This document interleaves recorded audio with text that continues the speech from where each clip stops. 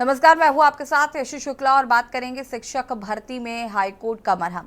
UP में 69,000 शिक्षक भर्ती मामले में हाईकोर्ट के फैसले के बाद एक तरफ कई शिक्षकों का भविष्य अधर में लटक गया है, तो वहीं दूसरी तरफ राजनीतिक उथल पुथल भी जारी है। इलाहाबाद हाईकोर्ट की लखनऊ बेंच ने शिक्षक भर्ती की मेरिट लिस्ट को रद्द कर दिया है। सरकार को 69,000 सहायक अध्यापक भर्ती परीक्षा का परिणाम नए सिरे से जारी करने का आदेश दिया है। कोर्ट के इस फैसले पर शिक्षक अब सुप्रीम कोर्ट जाने की तैयारी कर रहे हैं।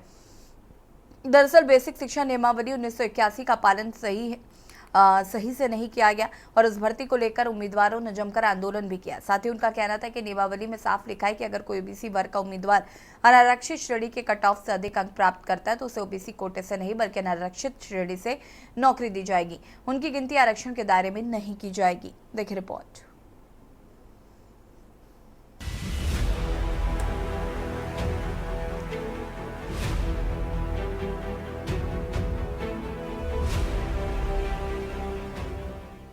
यूपी में 69,000 शिक्षक भर्ती मामले में हाईकोर्ट के फैसले के बाद एक तरफ कई शिक्षकों का भविष्य अधर में लटक गया है, तो वहीं दूसरी तरफ राजनीतिक उथल पुथल भी शुरू हो गई है। इलाहाबाद हाईकोर्ट की लखनऊ बेंच ने शिक्षक भर्ती की मेरिट लिस्ट को रद्द कर दिया है। साथ ही सरकार को 69,000 सहायक अध्यापक भर्ती परीक्षा का परिणाम नए सिरे से जारी करने का आदेश दिया है। कोर्ट के इस फैसले पर शिक्षक अब सुप्रीम कोर्ट जाने की भी तैयारी कर रहे हैं।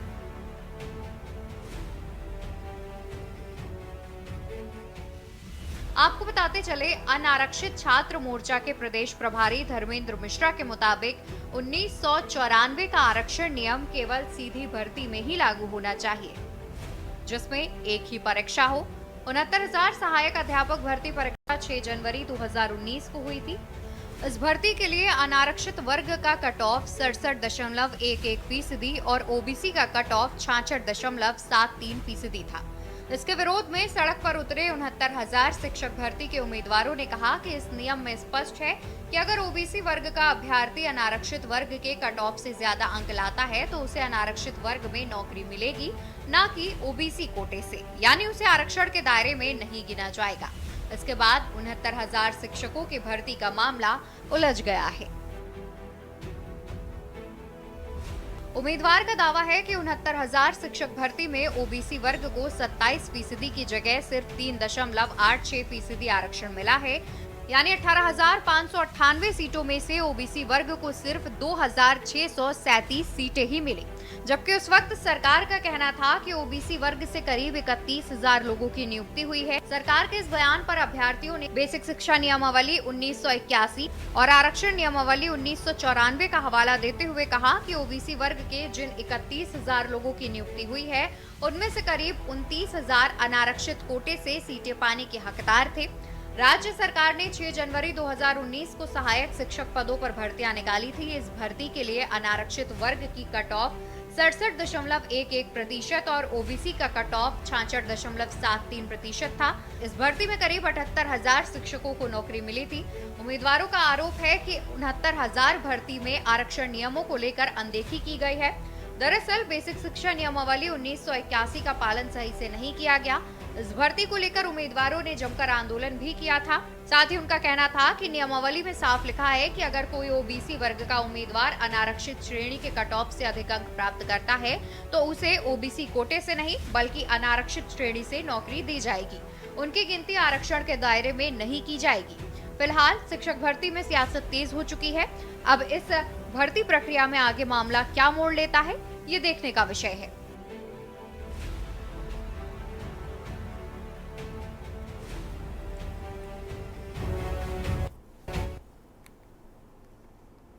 तो हाई कोर्ट के फैसले का सम्मान करेगी योगी सरकार, जिसको लेकर कर आपको बता दें कि बैठक भी हुई थी और बैठक में कहा गया है कि नए सिरे से सूची बनाई जाएगी।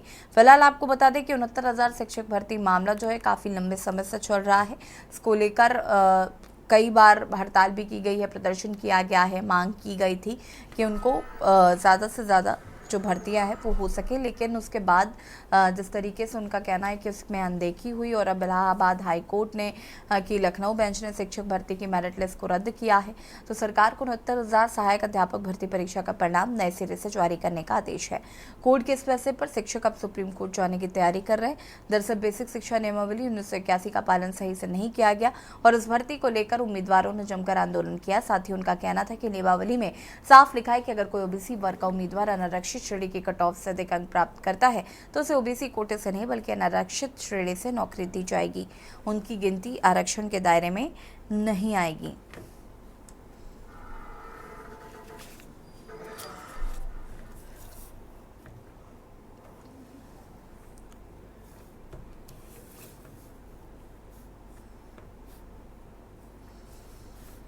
गौरव अवस्थी वरिष्ठ पत्रकार हमारे साथ जुड़ चुके हैं। अनीस अंसारी जी नेता बीजेपी हमारे साथ जुड़ चुके हैं। प्रिंस प्रकाश छात्र नेता कांग्रेस से हमारे साथ जुड़ चुके हैं। सबसे पहले तो आप सभी का बहुत बहुत स्वागत है। शुरुआत करना चाहेंगे यहाँ पर अनीस जी से। अनीस जी, कल एक बैठक हुई जिसमें मुख्यमंत्री योगी आदित्यनाथ ने हाईकोर्ट के फैसले का सम्मान करते हुए कहा है कि अब नए सिरे से एक सूची जारी की जाएगी। फिलहाल जिस तरीके से जो शिक्षक हैं वो कहीं ना कहीं नाराज नजर आ रहे हैं और उन्होंने अब सुप्रीम कोर्ट का रुख करने की बात कही है।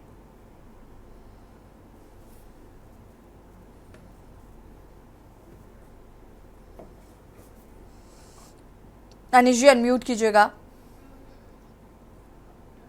जी, मेरा कहना है कि ये 69,000 जो शिक्षक भर्ती का मामला है ये माननीय न्यायालय में विचाराधीन था, जिस पर निर्णय आया और उत्तर प्रदेश सरकार ने उसको उत्तर प्रदेश सरकार को आदेशित किया गया है कि इसमें बहुत जल्द निर्णय ले। सरकार निर्णय लेगी, सरकार अपना काम करेगी और कोशिश यही रहेगी अधिक से अधिक लोगों को मतलब इस शिक्षक भर्ती का फायदा मिले। सरकार अपना काम कर रही है और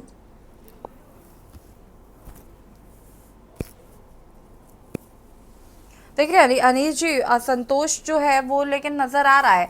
अभी भी वो कह रहे हैं कि हम सुप्रीम कोर्ट का रुख करेंगे।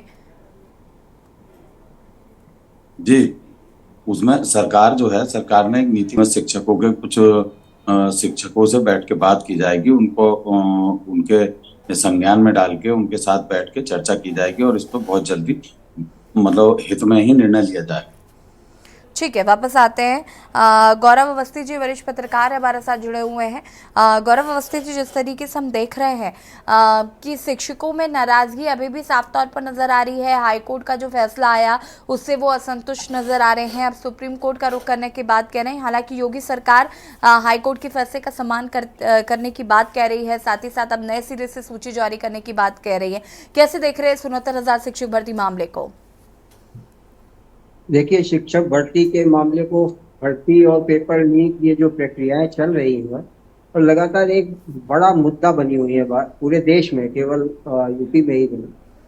और असल बात ये है कि सरकारों को इस तरह की भर्ती प्रक्रिया में लापरवाही बरतनी ही नहीं चाहिए। जो कोर्ट में 3-4 साल से मामला चल रहा है, 5 साल हो गए, तो ये स्थिति आने देने की वजह भी सरकार को तलाशनी चाहिए। 4-5 साल हो गए, आज आपने 69,000 भर्ती की प्रक्रिया में अगर बेसिक शिक्षा नियमावली का पालन नहीं हुआ, अगर आरक्षण नियमावली का पालन नहीं हुआ, तो उन जिम्मेदार लोगों पर जिन्होंने सूची तैयार की थी उनकी जिम्मेदारी फिक्स होनी चाहिए, उन पर पहले तो कार्रवाई होनी चाहिए। आप हाईकोर्ट के आदेश के पालन की बात कर रहे हैं, बहुत अच्छा है कि आपको पालन करना ही है, उस आदेश में आगे आप जा नहीं सकते। अब आप 6800 अभ्यर्थियों की एक नई सूची दे देते हैं, एक नया विवाद खड़ा हो जाता है। हालांकि हाईकोर्ट ने वो सूची भी रद्द कर दी, वो भी सूची रद्द कर दी, नए सिरे से बनाने का आदेश दे दिया। अब अनारक्षित वर्ग के लोग सुप्रीम कोर्ट जाने की तैयारी में है, अपील की तैयारी में। तो ये मसले कहाँ से पैदा हुए हैं, सरकार को इस पर भी गौर करना चाहिए कि मसले पैदा ही ना हो। चाहे वो 6800 के प्रभावित वाले लोग हों अनारक्षित वर्ग के, चाहे वो 69,000 में आरक्षित वर्ग के जो अभ्यर्थी सब है, इसी समाज के हिस्सा है, यूपी के बाशिंदे हैं, यूपी के नागरिक हैं और इनके साथ ही नाइंसाफी को करने वालों की तलाश भी होनी चाहिए साथ में, हाईकोर्ट के आदेश के आलोक में। और सरकार तो बस ये कहती कि अभी अनीस अंसारी साहब कह रहे हैं कि सरकार अपना काम कर रही है। सरकार ने अगर अपना काम किया होता तो 5 साल ये प्रक्रिया चलती ही नहीं, कानूनी राय की नौबत ही नहीं आती। तो उन जिम्मेदारों पे भी कार्रवाई की बात सरकार को करनी चाहिए मेरे हिसाब से। ठीक है, वापस आते हैं। डीपी यादव जी, क्या कुछ कहना चाहते हैं इस पूरे मामले को लेकर? सपा नेता हैं डीपी यादव जी, बहुत बहुत स्वागत है आपका। जी बहुत बहुत धन्यवाद। नमस्कार आप सभी को, पूरे देशवासियों को समाजवादी पार्टी की तरफ से रक्षाबंधन की हार्दिक शुभकामना और बधाई। देखिए, ये 69,000 शिक्षक भर्ती का मामला जब से आया है एसपी जी, निश्चित रूप से इसमें उत्तर प्रदेश के भारतीय जनता पार्टी के डबल इंजन की सरकार की नीयत और मंशा जो रही है वो सही नहीं रही है, जिसके कारण कहीं न कहीं अभ्यर्थियों के साथ अन्याय हुआ है।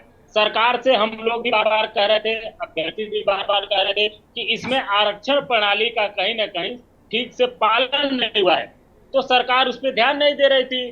सरकार उसको कहीं न कहीं हल्के में लेकर के और अभ्यर्थियों को प्रताड़ित करने का काम कर रही थी। बार बार उनको लाठीचार्ज भी हुआ। अभ्यर्थी मुख्यमंत्री आवास के सामने गए, वहां पर उन्होंने मुख्यमंत्री से अपनी गुहार लगाई, लेकिन मुख्यमंत्री जी टस से मस नहीं हुए, बिल्कुल उन्होंने नहीं सुनी, अभ्यर्थियों की एक भी बात नहीं सुनी। मामला कोर्ट गया और क्योंकि कोर्ट ने फैसला दे दिया है, हमारे और आप सबके सामने वो फैसला है, तो सर इसमें लीपापोती करने का काम कर रही है। सरकार के ऊपर जो कहीं ना कहीं आरोप लगे हैं, सरकार ने जो गुनाह किया है, मैं आपको बताऊं ये भविष्य में झूलने वाला नहीं है।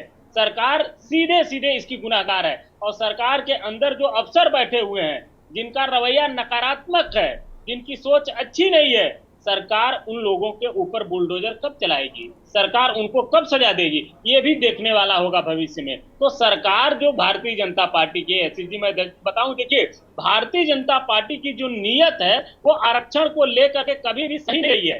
भारतीय जनता पार्टी की सरकार, आपको मैं बताऊं, थोड़ा सा मुझे समझ दीजिएगा, जब आप अतीत में जाएंगी तो भारतीय जनता पार्टी के सहयोग से ही सरकार बनी थी। केंद्र में जनता दल की सरकार थी। 1990 को जब मंडल कमीशन की एक रिपोर्ट केवल लागू की गई थी कि पिछड़े वर्ग को नौकरियों में 27% का आरक्षण दिया जाएगा।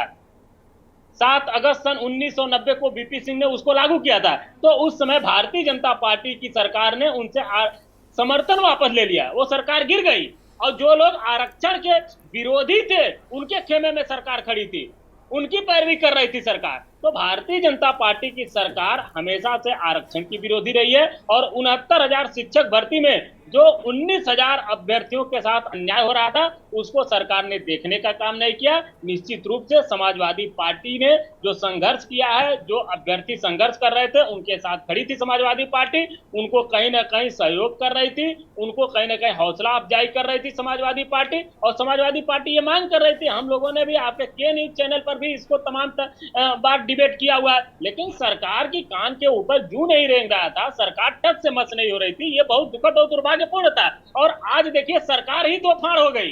सरकार के एक मंत्री जो स्टूल मंत्री है वो कह रहे हैं कि ये सामाजिक न्याय की जीत है। अरे आप अपनी सरकार को कहीं ना कहीं उनके पक्ष में करने का काम नहीं कर पाए, और आप जब आज कोर्ट ने इसका आदेश दे दिया, कोर्ट ने उसको कहीं ना कहीं रद्द कर दिया, तो आप कह रहे हैं सामाजिक न्याय की जीत है। वाह वाह आपकी सरकार। और आप जो है कोर्ट के फैसलों की आप सराहना कर रहे हैं। अपनी सरकार से आप मांग किए होते, उस समय आप कहते कि अगर इनके साथ न्याय नहीं होगा तो मैं पद पर नहीं रहूंगा, मैं इस्तीफा दूंगा। तो उनकी भी नीयत ठीक नहीं है। अब मुख्यमंत्री कह रहे हैं कि इस पे जो भी होगा उसकी नई सूची बनेगी, ये होगा वो होगा। तो सरकार की नीयत देखिए ठीक नहीं है। सरकार को हम लोग कहीं ना कहीं मॉनिटरिंग इस बात को करेंगे कि जो नई सूची बने उसको भी सही ढंग से, प्रभावी ढंग से लागू किया जाए, उसमें आरक्षण का सही से पालन किया जाए, शिक्षक नियमावली 1981 को पूरी तौर से लागू किया जाए, और भविष्य में सरकार इस तरह से दलित और ओबीसी के जो हक हैं, हुकूक हैं, उनको कहीं ना कहीं उस पर डाका डालने का काम न करे।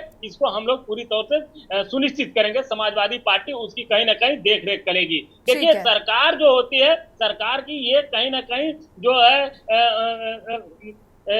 आप कह लीजिए कि सरकार इसलिए होती है कि भाई सरकार सही सभी चीजों को लागू करे, आरक्षण प्रणाली को लागू करे। अनीश जी क्या कहना चाहते हैं कि सरकार न्याय नहीं कर रही है, जैसा कि अभी डीपी यादव जी कह रहे थे? अनम्यूट कीजिएगा प्लीज। मैं ये कहना चाहूंगा कि देखिए, अभी जो बोल रहे थे सपा प्रवक्ता डीपी यादव जी, इनको ज्ञान की थोड़ी सी कमी है। जिस समय जनता पार्टी की सरकार थी उस समय माहौल दूसरा था, आज दूसरा है। आरक्षण को लेकर जो इन्होंने बात कही थी, आरक्षण का मुद्दा अलग अरे चीज है। आप ज्ञानी बैठे हुए मुख्य हैं बात तो जो है, कोर्ट में क्यों गया मामला? आप बहुत बड़े ज्ञानी बैठे हुए हैं, आपके पास सारी चीजों की जानकारी है, तो आप क्यों कोर्ट में ये मामला गया था? आपने क्यों नहीं उसको लागू कर दिया था? आप बता रहे हैं किसी को ज्ञान नहीं है, यही आपका अहंकार आपको ले डूबेगा। बोर्ड अंसारी मानने, साहब, आप आप मत बोर्ड परेशान मानने होइए। बैठे हैं, बीच में बोलने की गंदी आदत छोड़ दीजिए। आप, आपको सुनाना अरे शांतिपूर्वक, आप आपको दूसरे सुनाना, के ऊपर आरोप लगाने आपको का हक नहीं सुनाना, है आपको।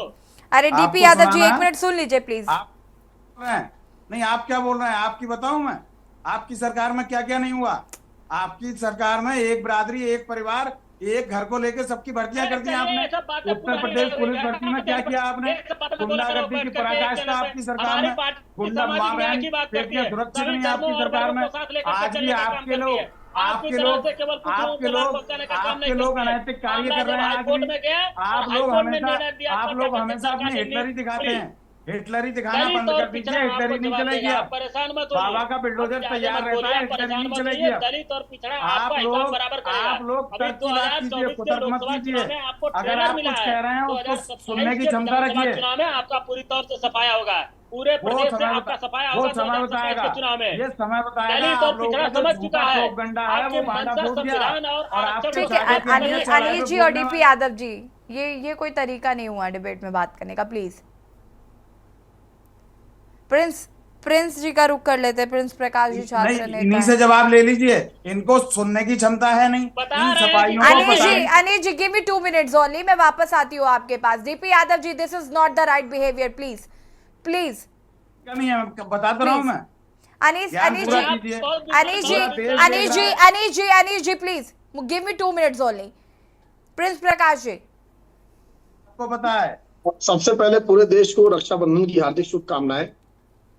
और जो हमारा मुद्दा चल रहा है 69,000 शिक्षक भर्ती का, तो जिस प्रकार से बीजेपी की सरकार ने युवाओं को प्रताड़ित किया है, उस पर मुझे एक शेर याद आता है, जितना पिटा नहीं मजनू लैला के प्यार में, जितना पिटा है युवा इस बीजेपी की सरकार में। युवाओं को जगह जगह लाठी मारी गई, दौड़ा दौड़ा के मारा गया, प्रयागराज से लखनऊ तक, सचिवालय से लेके विधानसभा तक, हर जगह पे युवाओं को प्रताड़ित किया गया, मारा गया। आज इलाहाबाद का फैसला आता है तो हमारे उप मुख्यमंत्री, जिले के मुख्यमंत्री तक कहते हैं अच्छा भाई बात सही है, हमको वापस से शिक्षा प्रक्रिया को फिर से भर्ती को सही से सुनिश्चित करनी चाहिए। ये जब हमारे युवा जब इस मांग को लेके जब आए थे मुख्यमंत्री जी के दरबार में, जब वो कह रहे थे, तब मुख्यमंत्री जी ने क्यों नहीं कराया ये बात? आज इलाहाबाद का फैसला आ गया तो मुख्यमंत्री भी कह रहे हैं कि अधिकारियों की गलती है। अधिकारियों की गलती कैसे हो सकती है? 5 साल से तो युवा आप ही से चीख चिल्ला रहे हैं, अधिकारी तो भाई अपना पढ़ लिख के बने हैं। आपको तो उन्हीं युवाओं ने, उन्हीं जनता ने, उन्हीं की माताओं ने, बहनों ने वोट दिया, तो आप राज कर रहे हैं। ये तो प्रक्रिया और सारी चीजें कराने की जिम्मेदारी तो माननीय मुख्यमंत्री जी की थी ना। 5 साल से आपने युवाओं का समय बर्बाद किया, पोटेंशियल बर्बाद किया पूरी तरीके से। आप युवाओं को मारने तक में नहीं चुके हैं, तब किस प्रकार से कहते हैं? पूरी तरीके से देखिए, जो भारतीय जनता पार्टी की सरकार है वो एक वर्ग पे ध्यान दे रही है, उसका एकदम सीधा हिसाब किताब है। आज मुख्यमंत्री जी विधानसभा में नाम लेते हैं तो सबसे पहले यादव और मुसलमान देखते हैं। दलितों के साथ इतना अत्याचार हुआ, कितनी बार मुख्यमंत्री जी बोले? तो मुख्यमंत्री का एकदम सीधा हिसाब क्लियर है। उनको अपर कास्ट पे ज्यादा ध्यान देना है, उनको वंचितों से, शोषितों से कोई मतलब नहीं है। उनके यहाँ बस बात करना होगा, जाके खाना खाना होगा तो भाई यार हम इनके यहाँ जाके खाना खाते हैं। अरे भाई, आप किसी दलित के यहाँ जाके खाना खा के एहसान नहीं करते हैं, उसने आपको नहीं वोट दिया है तब आप। प्रिंस जी, अपर कास्ट से आपका क्या मतलब है? किसके बारे में कहना चाहते हैं आप?